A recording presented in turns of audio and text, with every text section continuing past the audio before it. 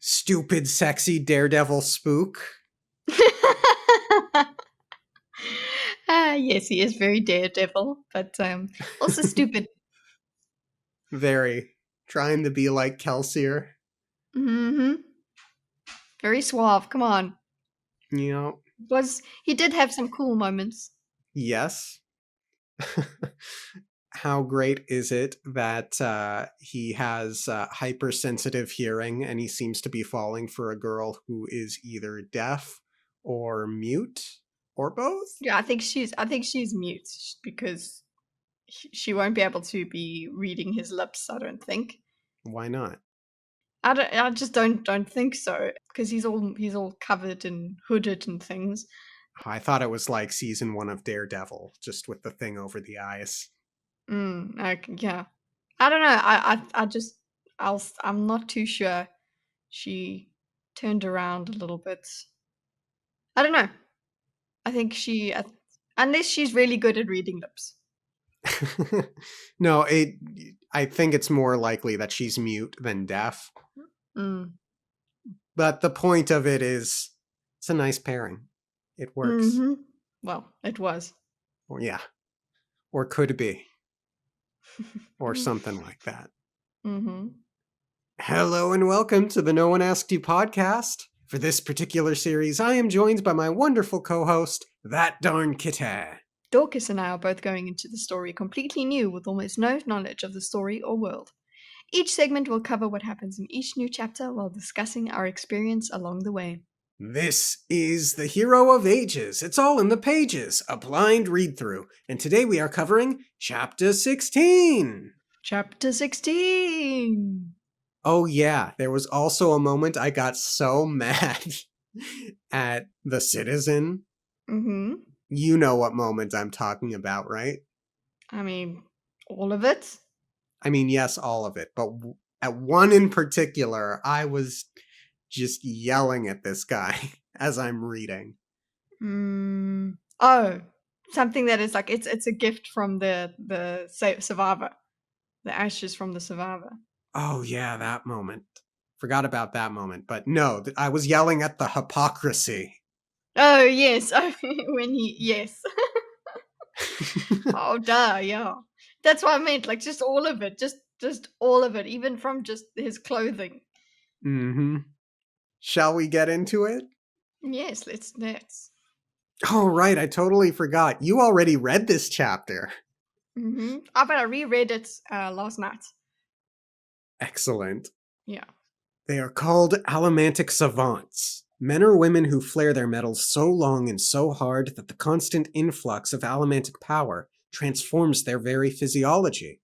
At this point, I'm excited to know in more detail what the flaring does to people.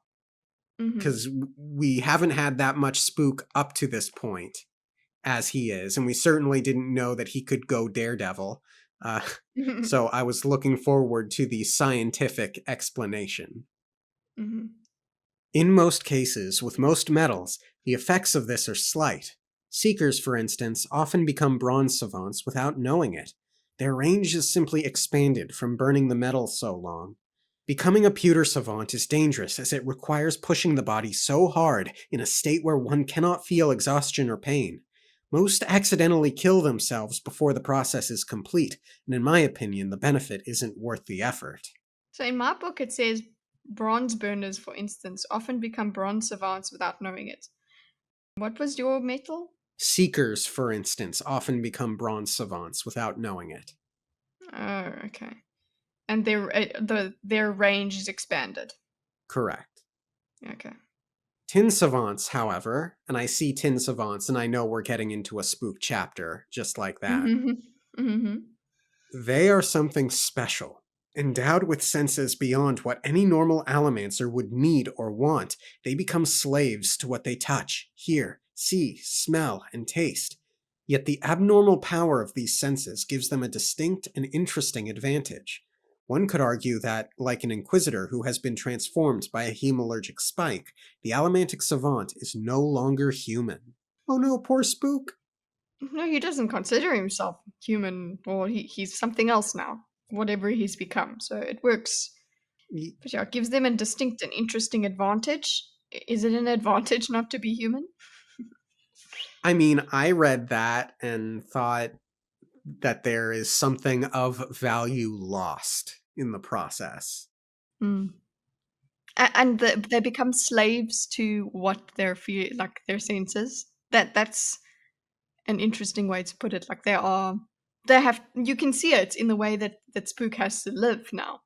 Yeah, so it's interesting because, as you've pointed out, the way it's worded, Mm. void of context, my mind would go to someone who is uniquely gluttonous, like they can't stop eating for they love, Mhm. like the Baron Harkonnen in Dune Mhm. type of a situation. But I think here, particularly as we see Spook, you're right. It's more like I have to wear sunglasses because I can't go out in the daylight, and it's so Mhm. hot, even though it's just a normal day type situation.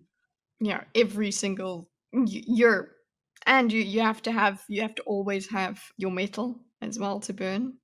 Otherwise, you can be Hmm. with I suppose withdrawal. I wonder what happens when you stop burning. I I could be Yeah. wrong, but wasn't there a line somewhere in the chapter that indicated that he probably didn't need to burn metal anymore? It might have just been about not needing to flare anymore. Yeah, it might be not needing to flare because he's running out of it and then he goes and gets more. Yeah. Which is a problem. Spook, you addict! Stupid, sexy daredevil Spook. Spook awoke to darkness. That was happening less and less frequently lately. He could feel the blindfold on his face, tied tightly across his eyes and over his ears. See, so I don't think it's covering his mouth or nose. Mhm. Yeah, yeah. Although, how long until he needs to start stuffing his nose? Yeah. But yeah, that would be a bit more noticeable than just, oh, that guy's a blind guy. It dug into his overly sensitive skin, but it was far better than the alternative. With starlight as bright as the sun and footsteps in the hallway as loud as thunderclaps, even with the thick cloth, his ears plugged with wax and the shutters drawn tight and hung with a cloth, it was sometimes hard for him to sleep. The muffling was dangerous. It left him vulnerable. Yet lack of sleep would be more dangerous. Perhaps what he'd done to his body by burning tin would kill him. But the more time he spent among the people of Urtio, the more he felt they were going to need his help to survive the dangers that were coming. He needed an edge. He worried that he'd made the wrong decision, but at least he'd made a decision. He would continue as he had and hope that it was enough. So there's So, a little bit yeah. of delusion of grandeur, I think, Mm. here. Yeah, like they need his help. The city needs me, kind of thing. But yeah, and what does he mean by he'd made the wrong decision? What is it like?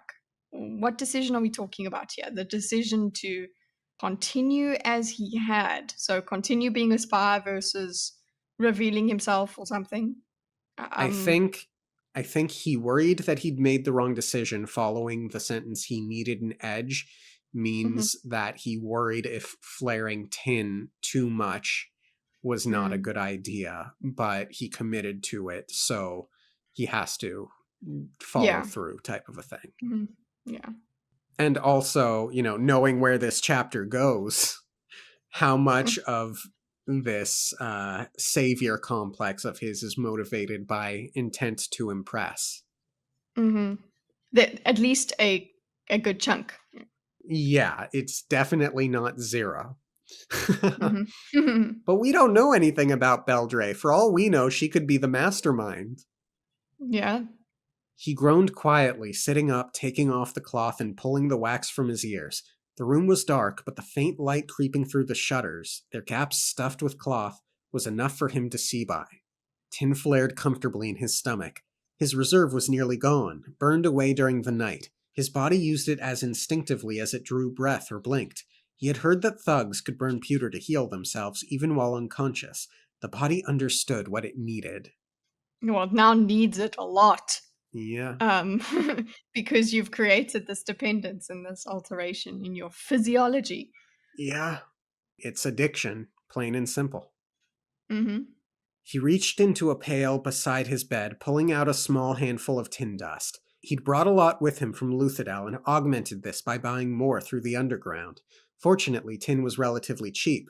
He dumped his handful into a mug on his nightstand, then moved to the door. The room was small and cramped, but he didn't have to share it with anyone. That made it lavish by ska standards. Cool. Yeah, he's come up in the world, I suppose, compared to yeah. So it's lavish, but this I'm thinking of this room just having to be boarded up essentially for him. Just makes me think of that slave to his senses thing. Like, Mm-hmm. He squeezed his eyes shut, then pulled open the door. The intense luminosity of a sunlit hallway crashed against him, and he felt about on the ground, his teeth gritted. He found the jug of fresh water, drawn from the well for him by the inn's servants, and pulled it inside, then shut the door. He blinked, walking across the room to fill his mug and wash down the tin.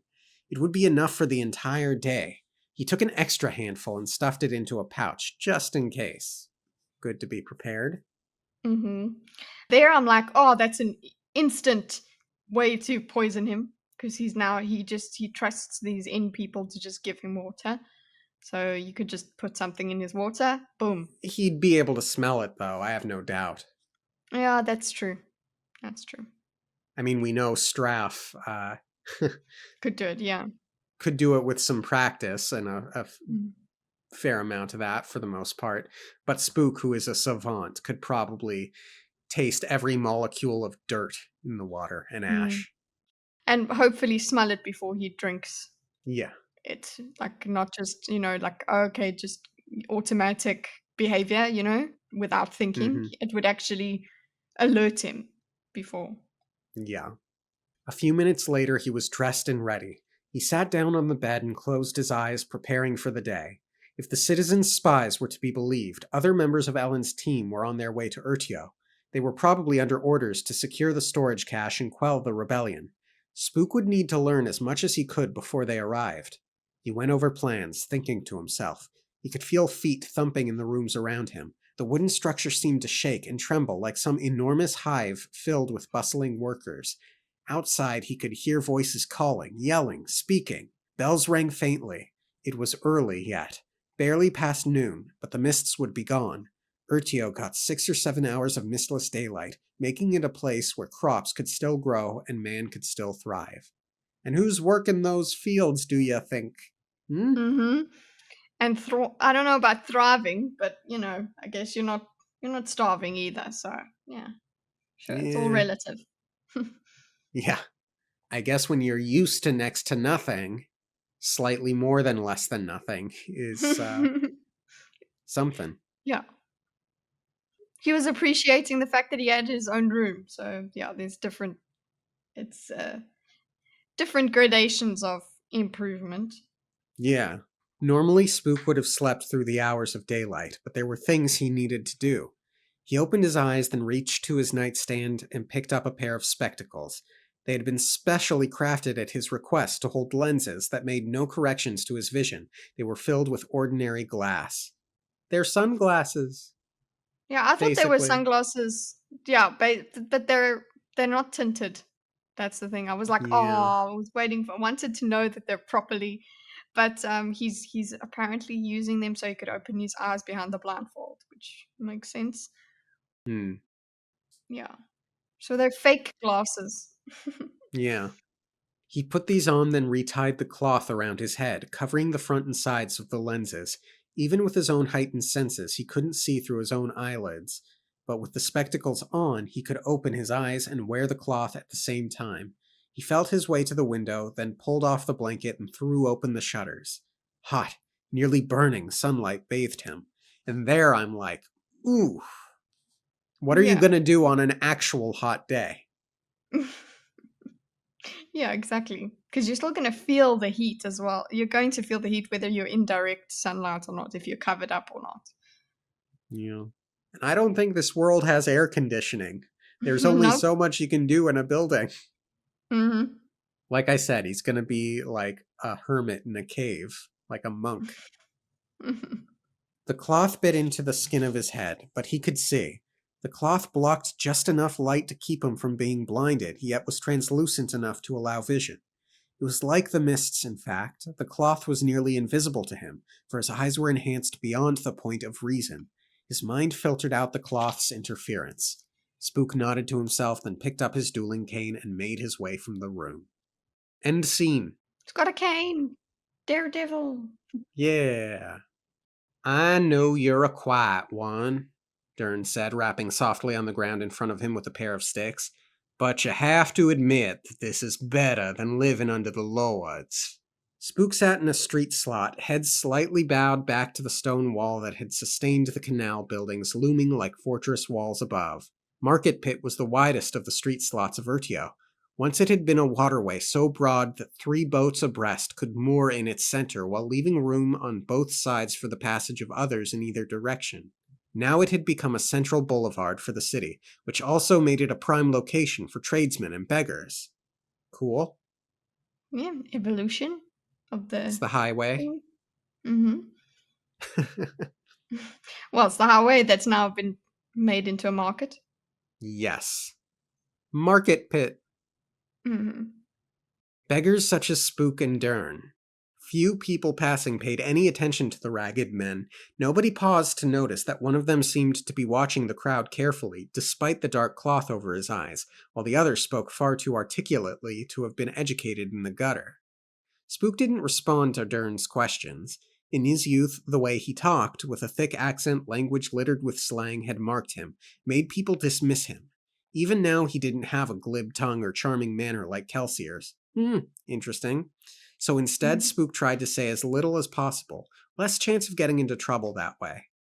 See, that's good, Spook. That's good old Spook using your strengths. If you're gonna be overlooked, make that your strength. Mm-hmm. But he still has this. Sure, he's doing what his strengths are, but he would like the strengths of others. He would like that glib tongue, and I think he would like that spotlight that Kelsier had. Very much so. I think it's a big Mm. motivating factor. It's not the whole motivating factor, but a big one with regard to what he does Yeah, later. yeah. So he's very dissatisfied with the fact that he can't be like Kelsier, and fine, he's not. He's continued and developed himself there, but that doesn't take away the need or the wish to be like him. Correct. Oddly, instead of finding him easier to dismiss when he didn't talk, it seemed that people paid more attention to him. Dern continued to pound out his rhythm, a street performer with no audience. It was too soft against the earthen floor for anyone who wasn't Spook to hear. Dern's rhythm was perfect. Any minstrel would have envied him. I mean, look at the market, Dern continued. Under the Lord Ruler, most Ska could never engage openly in commerce. We have something beautiful here. Ska ruling Ska. We're happy. That's, I mean, they don't sound too happy a little bit Mm. later on. Yeah, Scar ruling Scar. Yeah, we're happy, and also the way he says this is as if like he's got to tell himself that. Also with the minstrel stuff, right? I was like, is this Hoyd like moved off Mm. out of Lutherdale because he's like really good with the drums, I suppose. But yeah, because now I'm looking out for him in all places. It's true. He'll probably be in this book somewhere. Yeah. It could be him. Mm. I don't think it's him, but I won't rule it out. Yeah, and he's talking about being a scar and all of this. Like, yeah, that could be part of the act, but yeah, he seems genuinely scar and Mm-hmm. not otherworldly and well traveled. He's very established. Yeah. And I will say it's concerning if you're a spy looking to bring down this Ska government for your contact in the city to start speaking positively about said government. Yeah, Watch your back, Spook. maybe he's gonna inform on you. Mm-hmm. Spook could see the market. It seemed to him that if the people were truly happy, they'd wear smiles rather than walk with downcast eyes. They'd be shopping and browsing rather than quickly picking out what they wanted, then moving on. Plus, if the city were the utopia it was supposed to be, there wouldn't be a need for the dozens of soldiers who watched the crowd. Yes! Yeah, this is so great. We're so happy. Again, yes, relatively, I suppose there's more freedom, but at what cost? Yeah. It feels like with Venture, you know what you get.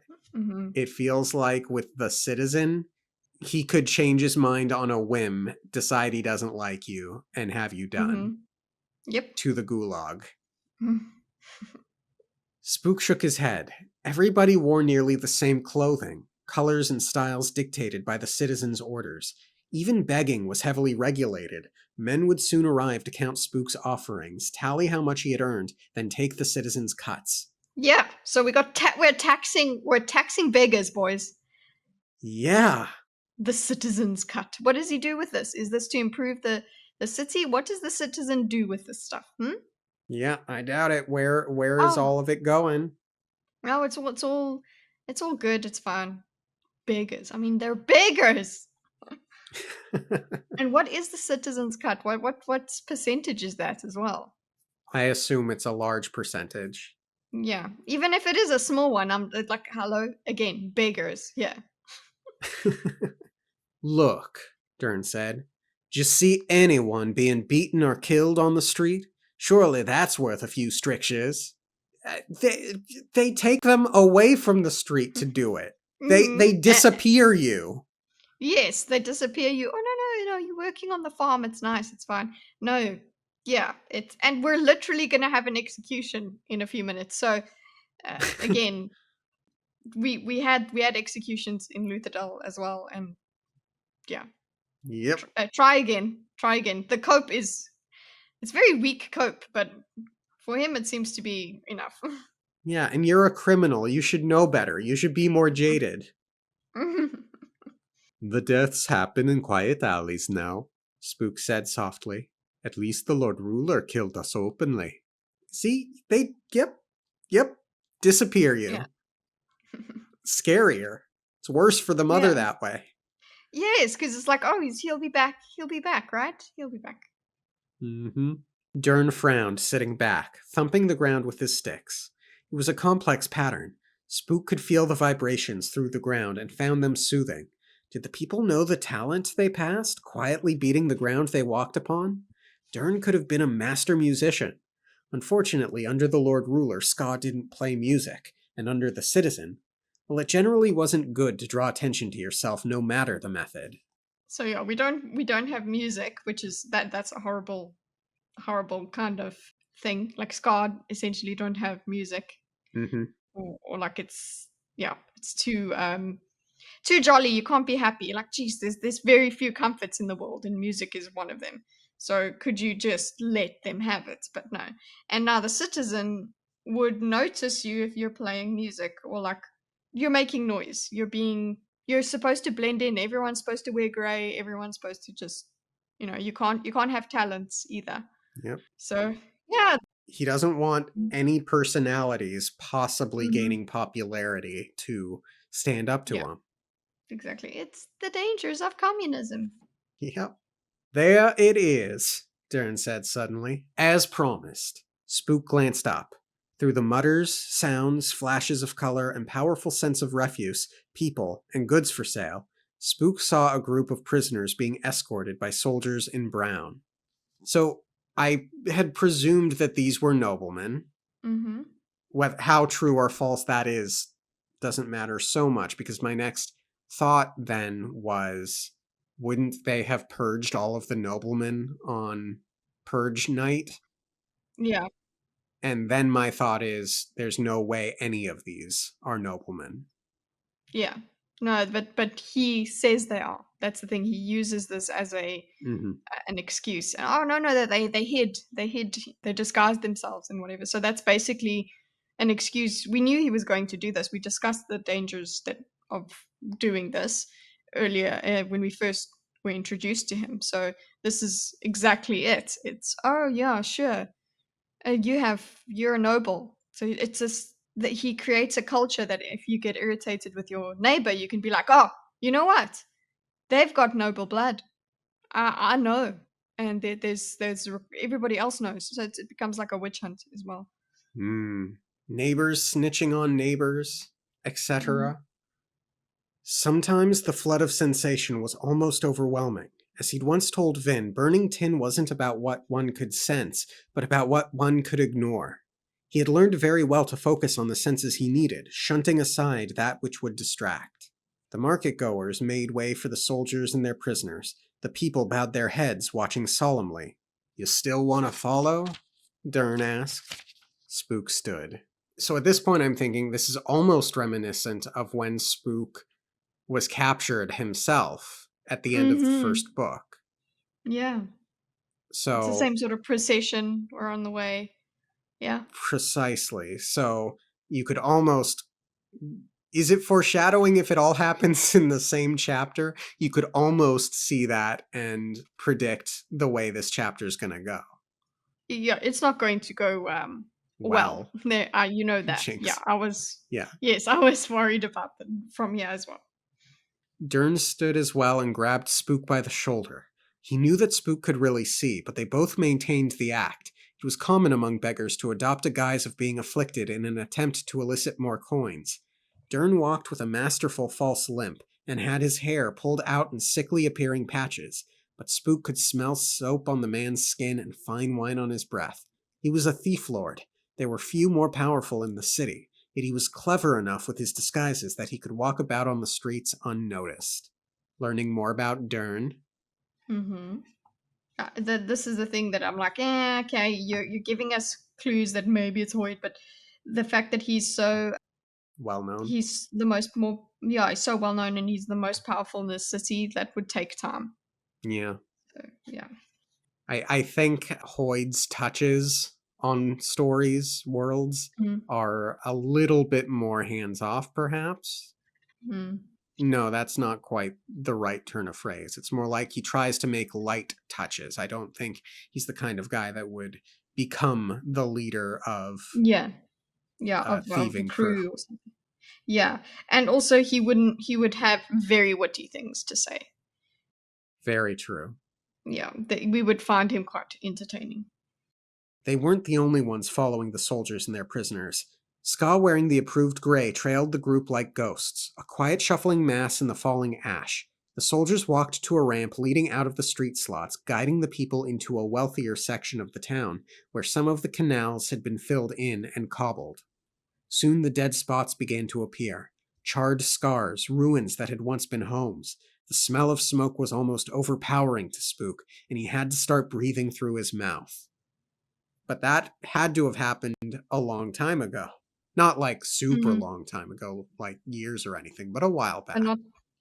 not yesterday.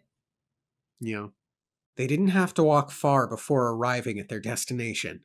I will say, Sanderson does a really good job this chapter of reinforcing the overwhelming senses. Yeah. The whole way through, this is the kind of life. Yeah, it's frequent and it's different each time. So, good stuff. Yeah, it's not just like, okay, we're focusing on the site, we're focusing on the site. It's Mm-hmm. it's touch points every now and then. Yeah. They didn't have to walk far before arriving at their destination. The citizen was in attendance. He rode no horse. Those had all been shipped to the farms, for only crass noblemen were too good to walk the ground on their own feet. He did, however, wear red. The first hypocrisy. Yeah, this made me lose it. I was like, oh, so it's Call Me Red, Dorkus. Yeah. But yes, no, but everybody else is good. Soldiers wear brown, people wear gray. Oh, citizen, capital C, wears red. Mhm. Okay. It's okay, guys. It's not true scommunism. Ah! Nice. How did I not see that coming? That's great. Oh, I love it. What's that he's wearing? Spook whispered as Dern led him around the edge of the crowd. The citizen and his retinue stood on the steps of a grand mansion, and the Ska were clustering around. Dern led Spook to a place where a group of toughs had muscled themselves an exclusive piece of the street with a good vantage of the citizen. They nodded to Dern, letting him pass without comment. Nice little indication that Dern is something. Okay. Yeah? Those are his toughs. Or something. Yes, he's got people. Mm-hmm. What you mean? Dern asked. The citizen is wearing what he always does, ska trousers and a work shirt. They're red, Spook whispered. That's not an approved color. As of this morning, it is. Government officers can wear it. That way they stand out, and people in need can find them. Or at least that's the official explanation. Look, I mean, those are valid reasons, I guess. Uniform's got a uniform. Why don't we have soldiers in red or medics in red or something, people in need? Because our Hmm. politicians are the ones that we need to see, guys. We need to be able to get to them immediately. Because getting to them immediately without needing to look for them is always important to our survival. Yes. The And new yeah, nobleman. yeah, exactly. And I do appreciate that Dern at least says, or at least that's he says, at least that's the official explanation. At least there's a little bit of noticing that this is probably bullshit.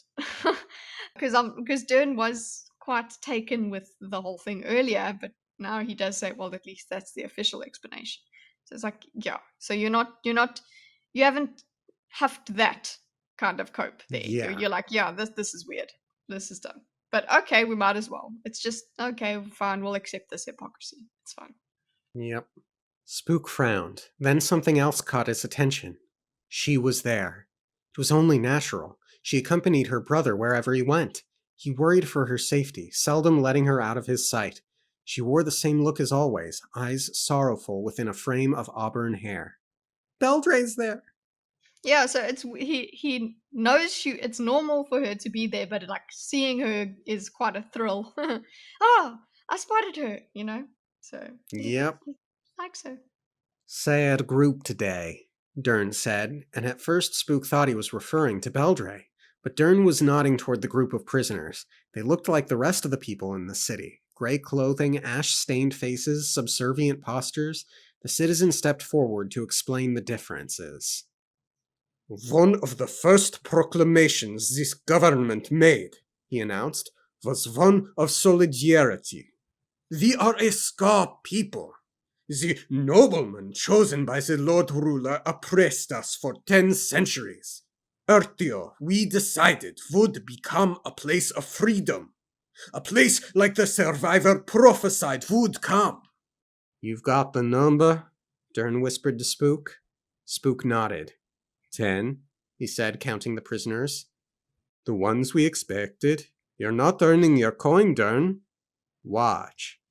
These, the citizen said, bald scalp shining in the red sunlight as he pointed at the prisoners.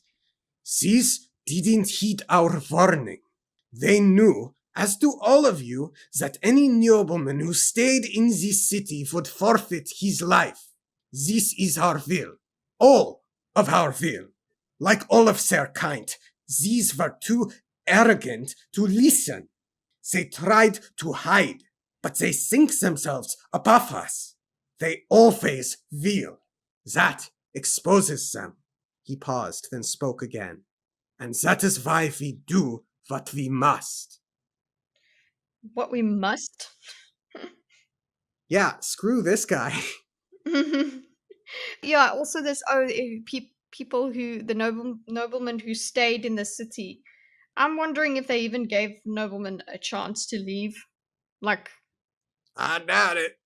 yeah, I'm thinking that it wasn't like leave or you're dying.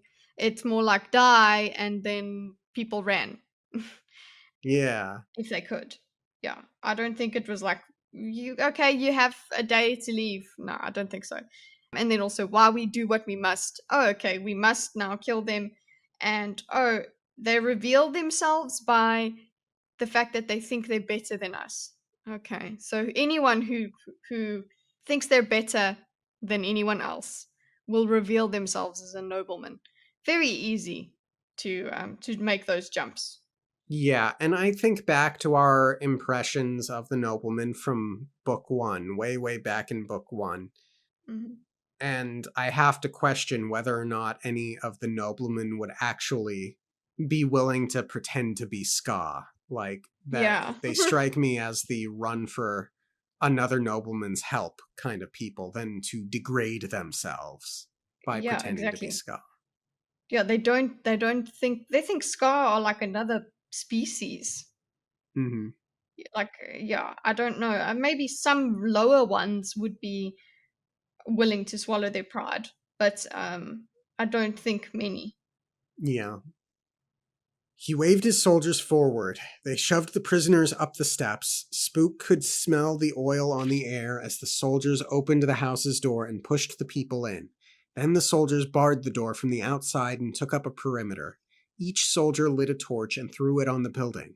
It didn't take superhuman senses to feel the heat that soon blazed to life, and the crowd shied away, revolted and frightened, but fascinated. He's burning them! Yeah, it's not even just normal, execution. It's burning people alive. And ooh, it's so symbolic because we put them in a nobleman's mansion to burn them. And we burn a mansion by killing to kill them. I'm like, yeah, it's a bit barbaric and you're going to run out of houses soon, I suppose. Yeah, Oh, it's horrid. very. The windows had been boarded shut. Spook could see fingers trying to pry the wood free, could hear people screaming. He could hear them thumping against the locked door, trying to break their way out, crying in terror. That's gotta be terrible for him. Hmm. He can hear them dying in like a normal person would find this like Scarring. terrorized, yeah, scarring, traumatic. He's hearing it, like you said, like viscerally. He's there. Yeah. He's like inside with them, essentially. Yeah. The way it sounds. Also, at this point, I'm wondering, what is Spook there to do? What is he here to learn exactly? Yeah, because there was this thing of okay, the ones we expected. So, but he knew. So there's like I suppose there's some sort of he's He looking can't into who save them gets now. executed. Yeah, he can't save them, but it's like he's looking into who gets executed, Hmm. and that's the count. That he had to count how Mm. many there were as well. There's some sort of investigation into how they're doing the killing and who they're killing. I suppose who they decide. Yeah. Yeah. Because I don't know if he planned to do his Daredevil routine from the beginning or not. No, I don't think so. I don't think he did. No. Yeah, it's true. He does get angry, if I recall correctly. Yeah, he's angry, but it's not that he wanted to go and save them or whatever. It was like it's the ones the only thing that we have is it's the ones we expected, and he does have a thought of he wants to have helped them. That's true, but I don't think it's part of his plan from the beginning. Hmm. The windows had been boarded shut. Spook could see fingers trying to pry the wood free, could hear people screaming. He could hear them thumping against the locked door, trying to break their way out, crying in terror. He longed to do something, yet Tin Allomancy gave him no power to fight an entire squad of soldiers on his own. Elend and Vin had sent him to gather information, not play their hand. Still he cringed, calling himself a coward as he turned from the burning building. This should not be, Spook whispered harshly. They were noblemen, Dern said. No, they weren't. Their parents might have been, but these were Ska. Normal people, Dern. They have noble blood. So do we all if you look back far enough, Spook said. Dern shook his head. It's the way it must be. This is the survivor. Do not speak his name in association with this barbarity, Spook hissed. Dern was quiet for a moment, the only sounds those of the flames and the people they burned to death. Finally he spoke. I know it's hard to see, and perhaps the citizen is too eager, but I heard him speak once, the survivor. This is the sort of thing he taught. Death to the nobleman, rule by the Ska. If you heard him, you'd understand. Sometimes you have to destroy in order to build something better. What'd you think of that? Oof. Yeah, that's a nice and easy justification. Oh, we have to destroy to rebuild. Cool. Yes, you can see that that doesn't. Sure, you're destroying to rebuild, but you're just rebuilding with new leaders, with different oppressors. Actually, just look at what you've done here. So it's not necessarily the better solution to just Yeah. kill everybody and then start over. You yourself are not clean. You have blood on your hands. And yeah, this is kind of what Calcio was doing and how he felt about noblemen. But how ridiculous is it? It's like, oh, well, they had noble blood. So it's like, can you imagine just like, oh, well, that person's got I know blood types are different to actual DNA, but just it could be as dumb as, oh, that person has blood type A, therefore they're we need to get rid of them, because that's what you're looking at. You're just looking at an immutable, what's it, Characteristic. characteristic. Yeah, Hmm. characteristic of that person. They're not doing anything. Well, apparently they're not doing anything that should require them to be to die. But no, these people were getting a bit uppity, so of course they had to die. Their noble blood was becoming too problematic. Yeah. This paragraph had me want to go and revisit some of Kelsier's speeches from the first book. Hmm. Because, obviously I guess I've got blinders on, but I remember the more clear memory I have was more benevolent than not in his interacting with the ska. I do remember the scene with, like, the very first scene where Vin is training with Breeze for the first time, though, and I remember Breeze's comment, well, that was a bit much, I think, or something to that Hmm. effect. So I want to go back and specifically listen. I know Kelsier himself was very harsh uh, and vengeful up until the end, but Yeah, he was comfortable with killing guards and things like that. Part of his justification was, well, they work for the enemy. That's the end of it. So he was pretty harsh. yeah, It was Vin who kind of got him to realize these are people as well. yeah. So I want to go back and revisit how much of that he put into the speeches rather than just how he behaved, so to speak. But yeah, you can imagine that he would put that sort of thing into the speeches. He would want the people to kill the nobleman. Yeah. Because he's I mean, recruiting. I'm just even thinking like Vin. There was a whole part where Vin was really scared that Calcia was going to kill Elend. So yeah. Mm-hmm. Spook closed his eyes. Heat from the fire seemed to be searing his skin. He had heard Kelsier speak to crowds of Ska, and Kelsier had said the things that Dern now referred to. At that time, the survivor had been a voice of hope, of spirit. His same words repeated now, however, became tools of hatred and destruction. Spook felt sick. Again, Dern, he said, looking up, feeling particularly harsh. I don't pay you to spout citizen propaganda at me. Tell me why I'm here, or you'll get no further coin from me. The large beggar turned, meeting Spook's eyes behind the cloth. Count the skulls, he said quietly. With that, Dern took his hand off Spook's shoulder and retreated into the crowd. What does that mean? Yeah, like does it mean that they put 10 in? This might be what I've got a theory of. Okay, they are supposedly people with noble blood, but then they they don't kill all of them. They take the people that have allomantic powers or something. So they will be. We've got 10 prisoners, and we've got to count the skulls to find what, 8 or 9 people instead of 10, and then you've got to figure out what happened to the last one. That's what I'm thinking by count the skulls. Or I Hmm. don't know. But then again, considering what he was saying, count the skulls, maybe count the skulls across all of the burnings, and you'll see that there's way more people being killed than there are noblemen, something like that. But Hmm. Dern seems to be lapping all of that up. Yeah. Maybe he's just saying what needs to be said. Hmm. Or, like, look how many people are in attendance, or how many Uh, guards the guy has, or something. mhm. Anyway, Spook didn't follow. The sense of smoke and burning flesh were growing too powerful for him. He turned, pushing his way through the crowd, seeking fresh air. He stumbled up against a building and breathed deeply, his ribs brushing the rough grain of its wood. It seemed that the falling flakes of ash were a part of the pyre behind, bits of death cast upon the wind. It's a poetic sentence. Poetically sad. Yeah. He heard voices. Spook turned, noting that the citizen and his guards had moved away from the fire. Quellion was addressing the crowd, encouraging them to be vigilant. Spook watched for a time, and finally the crowd began to leave, trailing the citizen toward Market Pit. He's punished them. Now he needs to bless them. That was a thought. Often, especially after executions, the citizen visited the people personally, moving between stalls in the market, shaking hands and giving encouragement. Oh yeah, that makes it all better. You know, you just burn people Yeah. alive, but now that makes it better because look how how personable I am. Look how I kiss babies and things. Yeah.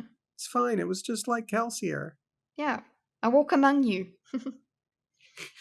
Spook took off down a side street. He soon passed out of the wealthier section of town, arriving at a place where the street fell away before him.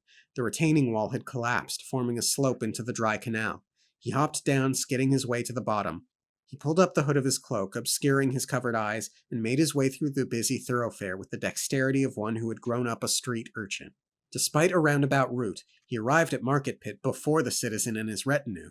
Spook watched through the shower of ash as the man moved down a broad ramp of earth, trailed by a following that numbered in the hundreds. Hundreds, okay. It's like a little mini parade. Everyone wants to see what he's going to do, and he's got a whole retinue. Mm-hmm. You want to be him? Spook thought, crouching beside a merchant's stall. Kelsier died to bring this people hope, and now you think to steal his legacy? So at this point, he directs this thought at the citizen, Quellion, right? Not himself? Mm-hmm. Yes, but it's ironic because Spook also wants to be him. Yeah. Yeah. This man was no Kelsier. This man was not worthy to utter the survivor's name. Yes, Spook. True. Mm-hmm. I mean, don't go crazy, but very true. Mm-hmm. The citizen moved about, maintaining a paternal air, speaking to the people of the market. He touched them on the shoulders, shook hands, and smiled benevolently. At this point, I also have to wonder, what is he doing? What is the citizen doing about the dwindling daylight and problems with the world? Like, is he just fiddling around until there's no more daylight, or what? Yeah, I think so. I think he's thinking it's not going to get worse, or he's not thinking too much about it being worse. Maybe he'll move, he'll leave, something like that. But he's considering some of the things he says, he's not. He's just trying to enjoy things while he can, I suppose. I don't think he's doing anything about it. He's got people working on the farms, maybe overworking people. That's about it.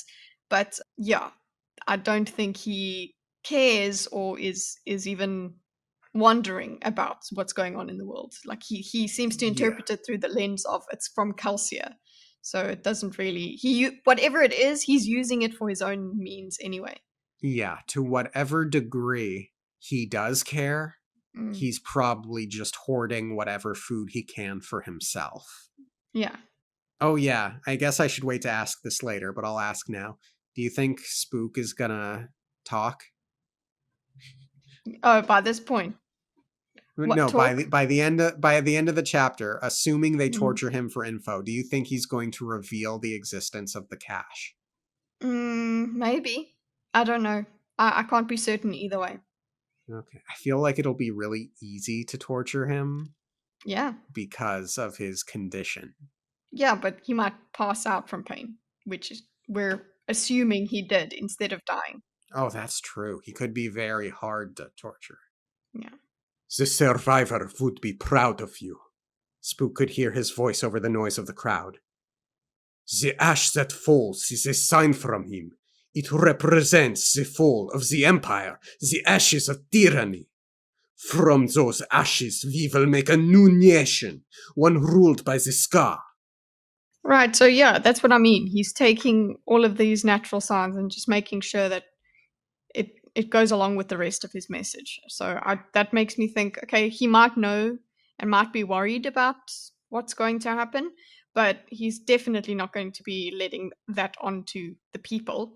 Instead, he's going to say the ash is from Calcia, and it's a symbol of their new empire and what.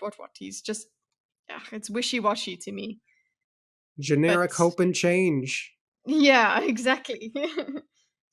Spook edged forward, pulling down his hood and feeling before him with his hands as if he were blind. He carried his dueling cane across his back, in a strap obscured by the folds of his baggy gray shirt. He was more than capable when it came to moving through crowds. While Vin had always worked hard to remain obscure and unseen, Spook had managed to achieve both things without ever trying. That was so sad to read. Oh, he didn't. Yeah, he's just not noticeable. Yeah. That's part of his grand need to be noticed. Yep. In fact, he'd often tried the opposite. He'd dreamed of being a man like Kelsier, for even before he'd met the survivor, Spook had heard stories of him, the greatest ska thief of their time, bold enough to try to rob the Lord Ruler. But try as he might, Spook had never been able to distinguish himself. It was too easy to ignore yet another ash-faced boy, especially if you couldn't understand his thick Eastern slang. It had taken actually meeting Kelsier, seeing how he could move people with his words, to convince Spook to abandon his dialect. That was when Spook had begun to understand that there was a power in words. Yes, there is power in words, Spook. Yeah, there's a lot, and I mean, we've just seen from the Citizen as well. We've seen Calcia, of course, and yeah, it's not so much that his words were wrong; it's that not many people understood them. So he could have kept his dialect if people understood him, but not many did at all. So yeah, abandoning his dialect is something I'm sure people would be sad about. It's like, look, he's not being his true self. He's trying to be something he's not. But yeah, it's basically learning a new language to be understood. No, you need no dialect when you're out campaigning, except when you're giving speeches in your hometown. Then you Yeah, bring it out code again. switch. Yeah, you code switch. Mhm. Exactly. Spook subtly moved his way toward the front of the crowd, watching the citizen. He was jostled and shoved, but nobody cried out against him. A blind man who had gotten caught up in the press of people was easy to ignore, and what was ignored could get where it wasn't supposed to. With some careful positioning, Spook soon placed himself at the front of the group, barely an arm's length from the citizen. The man smelled of smoke. Might as well smell of blood. Okay, Yeah. because he's always He, yeah smells of smoke, huh? I I Mm. was kind of wondering if he was gonna pull out a knife and try to kill the citizen here, to be honest. Just shove past him. Beep, beep. Yeah, that would have been an impulsive thing to do because he hasn't been thinking about it or planning it or anything like that. True. Yeah, true. He for him to have killed or tried to kill now, it would have been an impulse kill, not a planned one. That's all I'm saying. Yeah, true. I understand, good woman, the citizen was saying as he held an elderly woman's hands. But your grandson is needed where he is in the fields. Without him and his kind, we would not be able to eat. A nation ruled by Ska also has to be one worked by Ska. But can't he come back even for a bit? The woman asked. In time, good woman, the citizen said. In time. His crimson uniform made him the only splash of color on the street, and Spook found himself staring. He tore his eyes away and continued to maneuver, for the citizen was not his goal. See, again, it's like off to the gulag, off to the working mines. He's sending Ska to the fields, and he's not letting them come back. He's essentially forcing them to work. Yeah, I'm wondering if they're just going and dying working as well. That's why this Probably. guy can't come back. There's no shifts, there's nothing. It seems like, oh yeah, cool, that nation ruled by Scar must also be worked by Scar. Yeah, cool, that I understand that. But are they being worked to death? I think Especially so. when they're a little bit rebellious? Because that seems to be how it evolves. Oh no, we got this normal explanation. We need you to work, but it's like, yeah, gulag. Yeah. Beldre stood to the side as usual, always watching but never interacting. The citizen was so dynamic that his sister was easily forgotten. Spook understood that feeling well. He let a soldier jostle him, pushing him out of the citizen's way. That jostle placed Spook right next to Beldre. She smelled faintly of perfume. Gee, what's faint to Spook? Yeah. But now it's sounding like his goal here was to get close to Beldre. I think Yeah, so. that was his goal. The way he says that the citizen was not his goal. Like, when did he make this decision that he would speak to her? Did he make this now, or Yeah. when he was sitting on his bed? It's really hard for me to tell Yeah. because when he talked to Dern about what he was supposed to be doing, Dern said count the skulls, and Hmm.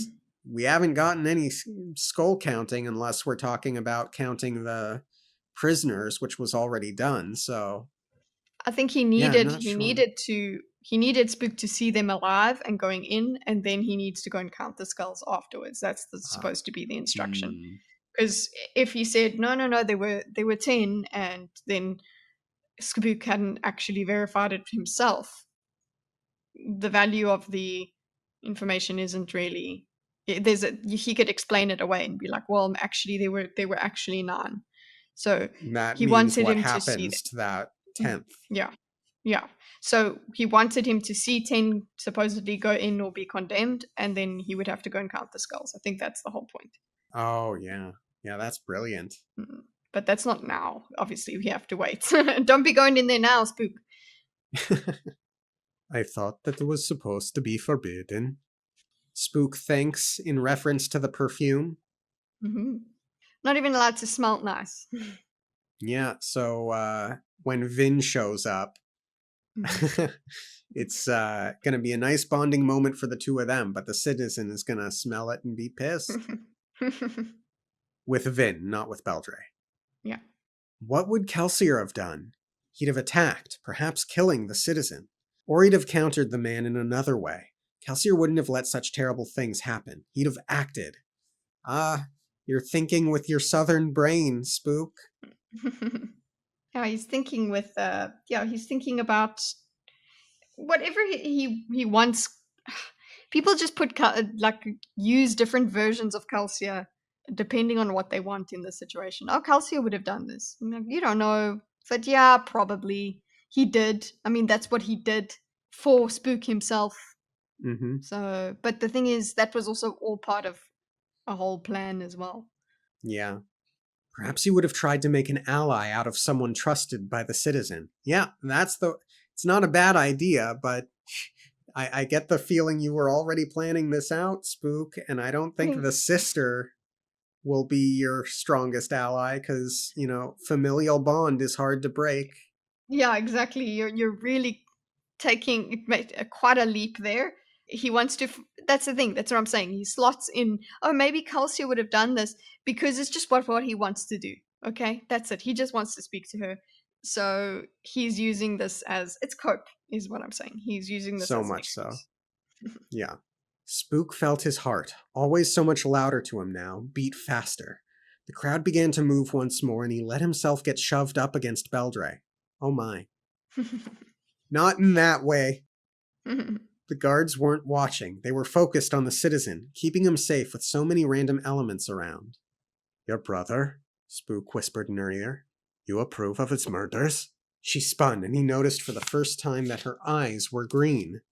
Wow. Green eyes are beautiful. Quite. He let the crowd shove him away as she searched, trying to figure out who had spoken. The crowd following her brother carried her from Spook. Okay, but if you're gonna Yeah, do what see? you're gonna do, Spook, that was good. Wait until next time then to do it again and do that like 3 or 4 times Hmm. and then let her say something in response to you. Don't Yeah. don't push it too hard this first meeting. Sure, don't. What could go wrong? But yeah, this is confirmation she can hear because she doesn't know who Ah, good point. who spoke. She doesn't know, so she hasn't seen Yep, his lips, so she can definitely hear. true. Just mute then. Or yeah, she doesn't want to be heard. She's smart. Or that. Spook waited, being jostled in the sea of elbows for a short time. Then he began to maneuver, pushing through the people with subtle care until he was back beside Beldre. You think this is any different from what the Lord Ruler did? He whispered. I once saw him gather up random people and execute them in the Luthadel city square. She spun again, finally identifying Spook among the moving crowd. He stood still, meeting her eyes despite the blindfold. People flowed between them, and she was carried away. I mean, there is something kind of cool about this whole he keeps popping up and then disappearing kind of thing. Yeah, yeah, very cinematic. Yeah. Like he is a spook. He just Yep. comes in and out. Yeah. Mm-hmm. Her mouth moved. Only someone with the enhanced senses of Tin could have seen with enough detail to make out the words on her lips. Who are you? He pushed his way through. I loved that. That's great. He pushed his way through the crowd one more time. The citizen was apparently planning to make a big speech ahead, capitalizing on the increasingly large crowd. People were bunching up around the podium that stood in the middle of the market. It was getting more difficult to pass through them. Yeah, again, I think like Leave it now. I'm not totally against what Spook is doing just this Mhm. moment, but I'm thinking he needs to be very careful and he needs to let this be a slow burn kind of thing. Mhm. Yeah, she knows now, she knows she's recognized him. That's it. Conversation over. See you next time. Exactly. Spook reached her, but felt the crowd pulling him away, so he stretched between a pair of bodies and grabbed her hand. Ah! Yes, that's the thing. Romantic. Don't like yeah, it's romantic, but don't don't grab her hand. That's too Yeah. noticeable. So keep doing this talking thing that you were doing before, the whispering, getting close, and that's fine. But don't be grabbing her hand because other people can see that, as we will soon find out. Yep. I think with her asking who he is and that sort of thing, it's kind of he's also kind of feeling it out and grabbing her hand. She has the ability to pull away, but she doesn't. So I It's don't think it's true. that bad. But it's just in terms of being unnoticed, very bad. Yeah. But it does bode well for Spook Beldray Hmm. romanticness. Hmm. If he lives, you're acting like he lives. That's true. I mean, there's no way he's going to die this early in the book if he dies.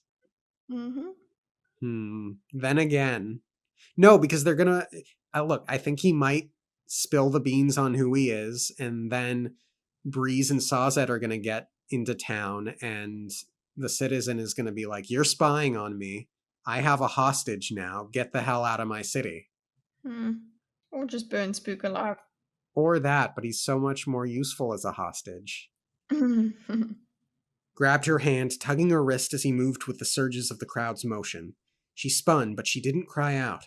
The people thronged around them, and she turned to meet his blindfolded eyes. Who are you? Beldray repeated. Though he was close enough to have heard her had she spoken, no sound escaped her lips. She just mouthed the words. Behind her, on the podium, her brother began to preach. And at this point, I'm thinking, oh, she's perfect for him. Because she doesn't even need to speak. They can communicate secretly. Yeah. And then stupid sexy Spook says, "I'm the man who will kill your brother," Spook said softly. That's yeah, that It's a big gambit there. that is a huge gambit. You don't know what she's gonna say about it, but he's just yeah, he's shooting his shot, I suppose. It's I'm also thinking this is so him trying to be like Kelsier. Hmm. Yeah. I'm the man that's gonna kill. Look how brazen I am, or like how dangerous I am. Yeah. Mm-hmm. But yes, he's doing this supposedly secretly, trying quietly. But what he is saying is very Calcia. Yeah. And hell, if this works out and Beldray is of like mind, if she's disillusioned based off of what a terrible dictator her brother has become, Hmm. it could work out. Yeah. He had expected a reaction from her, a shout perhaps, an accusation. His actions here had been impulsive, born from his frustration at not being able to help the people who were executed. If she did cry out, he realized it could bring his death. Yet she remained silent, flakes of ash falling between them. And that makes me wonder there if she is open to the idea. Mm. Or yeah, she's got maybe she's got some other personal, even more personal reason for hating her brother. So yeah. You know, but it is at this point, again, there are many off ramps Spook could and should be taking to Hmm. lend himself an air of danger and mystery. Hmm. But he Yeah. sticks it out way too long. Because he just wants to talk to her more. But yeah, he this point where he goes, if she did scream, he realized it could bring his death. That's when you should go, okay, I've been impulsive. He's noticed he's been impulsive. Cool. Cool it. Get out. Yeah, Others have said the same thing. she mouthed. Others were not me, And who are you? she asked a third time. The companion of a god, a man who can see whispers and feel screams. I'm sorry, I couldn't. I was like, okay, that would be cool. But yeah, I don't know. It was just a bit too much for me. at this point, and a man who can he's really laying it on, who can see whispers and feel screams. Like it's very true, I know, I but thought it was yeah, pretty cool. I found it funny. I thought it A was little bit too cool. much. Yeah, that's okay. You're supposed to. A man who thinks he knows better for this people than their own chosen ruler. She mouthed. There will always be dissenters who balk at what must be done. And there, I think those are the lines she's supposed to say, but I think it is Mhm. still in question whether or not she actually believes this to be true.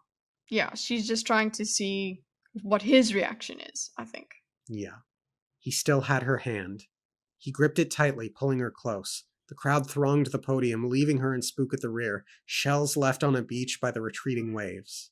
I knew the survivor, Beldre, he whispered harshly. He named me, called me friend. What you've done in this city would horrify him, and I'm not going to let your brother continue to pervert Kelsier's legacy. Bring him warning if you must. Tell Quellion that I'm coming for him. Nice. Okay, again, I think this is cool, Spook. If he can back it up, again, it's like, say it and leave, and then you're cool and mysterious. Yeah, the thing is, yeah, what I thought was, oh, I'm coming for him. Like, well, who? This guy in the street is coming for you. But yeah, he's being very righteous and very cool here. Like, listen, I'm gonna come for him. You better. You can even warn him. I'm still coming for him, kind of thing. That's very arrogant and macho. Yeah. The citizen had stopped speaking. Spook glanced toward the lectern. Quellion stood upon it, looking out over his crowd of followers, right at Spook and Beldre, standing together at the rear of the crowd. Spook hadn't realized how exposed they had become. Oh no, you waited Yep. too long. Run, Yeah, just run. you got too focused on the conversation. Yeah, just run. Don't stand there and be bewildered. Run. You, sir! The citizen cried. What are you doing with my sister? Damn, Spook thought, releasing the woman and dashing away. But the street slot's high, steep walls meant there were few ways out of the market, and those were all being watched by members of Quellion's security forces. At the citizen's shouted command, soldiers began to dash forward from their posts, wearing leather and carrying steel. At this point, I'm thinking all they need to do is clap. Or yeah, just fall over even. You don't even have to just somebody trip. Yeah. I mean, not that they know this, but Hmm. Yeah, of dangerous. course not. Yeah. Okay, so we know now why he can't exactly run because he's trapped. But yeah, look, this would have been so much easier to dodge if he wasn't holding her hand. You know, if he was Yeah. just standing there and the guy noticed that, hey, get away from my sister, then you could try and play it off and maybe she could say, sorry, he was begging or something like that. Yeah, but he can't rely on her for this. Yeah. No, of course not. But I'm just saying, like, if he hadn't gone so far, maybe it would be easier and less noticeable. Yeah. Coulda, Yeah. shoulda, woulda. Yep. Fine, Spook thought, charging the nearest group of soldiers. There, I'm like, holy shit, what? Let's go. Are you gonna try to slide beneath their legs and then dash and run again? Some parkour stuff? No, I knew that he was gonna fight. Nice. If he could get through them, he could reach a ramp upward, perhaps disappear into the alleys between buildings above. Swords scraped from scabbards. Behind Spook, people cried out in shock. He reached into the ragged folds of his cloak and whipped forth his dueling cane, and then he was among them. Oh shit, Daredevil fight. Daredevil fight, but also I suppose, I mean, you know, the blows and things like that that are coming, they don't incapacitate him. So I don't know about clapping being that much of a problem because he seems to be focused enough to not be completely, disoriented by loud noises. Just think about the sound of hitting someone on the head, having the sword clash and break his cane. We're going to get that too. So those things have not incapacitated him. So maybe he's able to push past it in some way. Fair, but have you tried driving with the music on really loud? Mm-hmm. But he's good at filtering out things. Remember? Yeah. More specifically, have you tried looking for parking while driving with the music blaring? Yeah, I know. You know that experience where you like have to Yeah. turn the music down so that you can see better? Yes, exactly. It spooks a savant, okay? He's okay. Sure. And at this point, I'm thinking, does he have any fighting training? And then we sort of get that answer. Mhm. Spook wasn't a warrior. Not really. He'd trained with Ham. Clubs had insisted that his nephew know how to defend himself, but the crew's true warriors had always been their mistborn Vin and Kelsier, with Ham as a pewter arm providing brute force if necessary. Yet Spook had spent a lot of time training lately and had discovered something interesting. He had something Vin and Kelsier could never have had, a blurring array of sensory knowledge that his body could instinctively use. He could feel disturbances in the air and tremors in the floor, could know where people were simply by how close their heartbeats sounded. Again, that means to me that he could be susceptible to clapping shockwaves and Mhm. what have you, but I hear your argument. Mhm. He should be. I think he should be, but they've he's kind of smoothed over that. He was no Mistborn, but he was still very dangerous. He felt a soft wind and knew a sword was swinging for him. He ducked. He felt a footstep on the ground and knew someone was attacking him from the side. He stepped away. It was almost like having Atium. That's cool. Yeah, Not it worth is. it, but cool.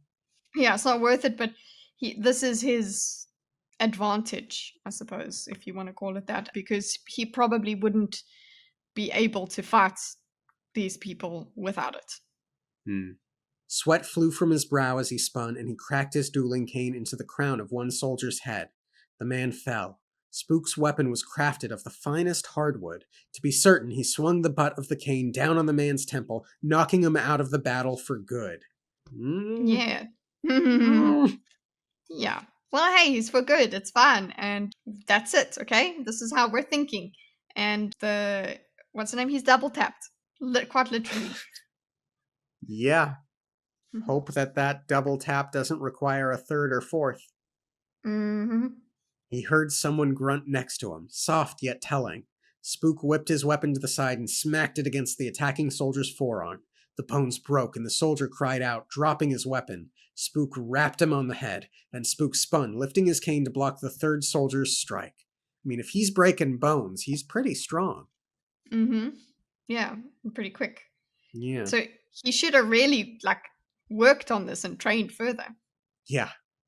Look, to be fair to the previous double tap confidence thing, it is entirely reasonable, despite all of the foreshadowing of Mm-hmm. the citizen allowing things that shouldn't be. It's Mm-hmm. entirely reasonable for Spook to presume there wouldn't be any pewter arms here. Yeah, exactly. Steel met wood, and the steel won, Spook's weapon breaking. But it stopped the sword strike long enough for Spook to duck away and grab a fallen warrior's sword. It was different from the swords he'd practiced with. The men of Urtio preferred long, thin blades. Still, Spook only had one soldier left. If he could cut the man down, he'd be free. Yeah, and how good is he with a sword? So I was thinking, yeah, okay. Well, it's something. Yeah, It's better than being unarmed. Good on him for looting the body. yeah, he's surprisingly a competent enough fighter. Mm-hmm. Spook's opponent seemed to realize that he had the advantage. If Spook ran, it would expose his back, but if Spook stayed, he'd soon be overwhelmed. The soldiers circled warily, trying to stall for time. Oh, we got a mini boss, a smart NPC. Mm-hmm. But maybe this person has also seen something Spook hasn't seen, which might be That that the too? double tap didn't work. Mm-hmm. So Spook attacked. He raised his blade, trusting in his enhanced senses to compensate for the difference in training. The soldier raised his weapon to parry as Spook swung. Spook's sword froze in the air. He stumbled, trying to force the weapon forward, but it was strangely held in place, as if he were trying to push it through something solid rather than air. It was as if someone was pushing against it. Allomancy. Spook glanced desperately around him and immediately found the source of the power. The person pushing had to be directly opposite Spook, for Allomancers could only push away from themselves. Quellion, the citizen, had joined his sister. So that had me think that Quellion is the one pushing on the metal. Yeah? Mm-hmm. Yeah. Screw you, Quellion. Mm. You hypocrite. Hmm. He's got noble blood. Burn him alive. Burn him alive. And at that point, I wonder what effect it would have for Spook to yell out, Alamancer! And point at Quellion. Mm. Probably not much, but it could No, start yeah. rumors. Yeah. Yeah, it would start rumors, but then he would be dead. So, Spook? yeah, he would eventually die. It costs time, I suppose. Speaking is a free action. The citizen met Spook's gaze, and Spook could see effort in the man's eyes as he clutched his sister, using her weight for support as he pushed Spook's sword, interfering in the battle as Kelsier once had long ago when visiting the caverns where his army trained. And yeah, at this point, I'm just yelling at Quellion, you goddamn hypocrite. Screw Hmm. you. And it's so the parallels, like it's pointed it out that he interfered in the battle like Halcyon did. That is also Mm-hmm. another just parallel. Like we had, okay, Spook was the prisoner in the previous situation, and Calcium ended up saving him. He couldn't save these people. Now we've got this citizen doing something that Calcia did, but it's even, I don't know, it's even worse Yeah. because he's killing people right there for doing things that he himself does. Yeah. Spook dropped the weapon, letting it fly backward out of his hands, then threw himself down. He felt the draft of an enemy sword swinging overhead, narrowly missing him. His own weapon clanged to the ground a short distance from him, its ringing loud in his ears. He didn't have time to gather his breath. He could only push himself up to dodge the soldier's follow-up blow. Fortunately, Spook wasn't wearing any metal that Quellion could push against to influence the fight any further. That was a habit that Spook was glad he'd never lost. The only choice was to run. He couldn't fight, not with an Alamancer interfering. He turned while the soldier prepared another swing. Then Spook threw himself forward, getting within the soldier's guard. He ducked under the man's arm and dashed to the side, hoping to run past and leave the soldier confused. Something caught his foot. Oh no, Spook! Yeah, this is where I'm like, oh god, he was almost home free, and yeah, Spook is.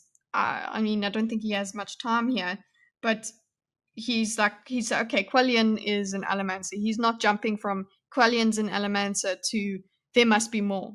He's it's too sudden right now, and also yeah, at least we did have some points given towards the sounds when his weapon clanged to the ground. It rang loud in his ears, but it's not like incapacitating him. Right. And I will say, up till this point, I thought there was a reasonable chance he could escape.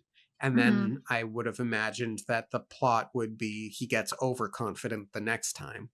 Mm. But at that latest line, I no You longer gave up. think that. Yeah. Yeah. Spook spun. At first, he assumed Quellion was pulling on him somehow.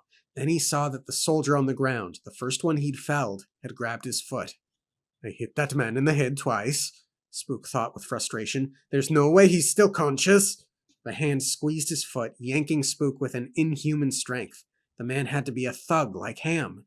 Spook was in serious trouble.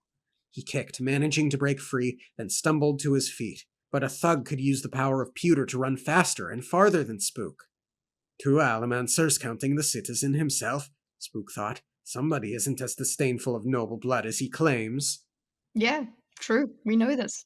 Yeah, it pisses me off so much. Yeah, and I think he has enough influence to shrug this off. People might doubt and be like, "Wait, I think there's Alamancy there." You'd be like, "No, Or they'll just kill it was everyone. yeah, kill everyone." Yeah, but would also just be like, "No, it was a gift from Calcia or something like that." I don't know. You spin it somehow.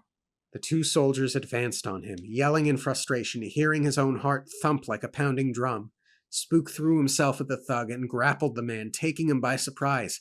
In that moment of confusion, Spook spun him around, using the thug's body as a shield to protect himself from the third soldier. That seems cool, but difficult. Mm-hmm. He hadn't counted on the citizen's brutal training. Quellion always spoke of sacrifice and necessity.